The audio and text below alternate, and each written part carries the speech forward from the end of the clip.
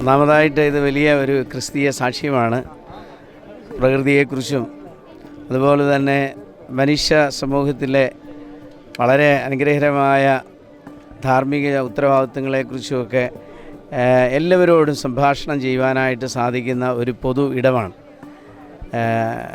ലോകത്തോട് സ്നേഹത്തെക്കുറിച്ച് സംസാരിക്കുന്നതിനും അതുപോലെ തന്നെ മനുഷ്യ സ്നേഹത്തെക്കുറിച്ച് സംസാരിക്കാനുമൊക്കെയുള്ള ഇത്രയും മനോഹരമായ ഒരു വേദി തീർച്ചയായിട്ടും വളരെ വിരളമാണ് എന്നതാണ് എൻ്റെ അനുഭവം.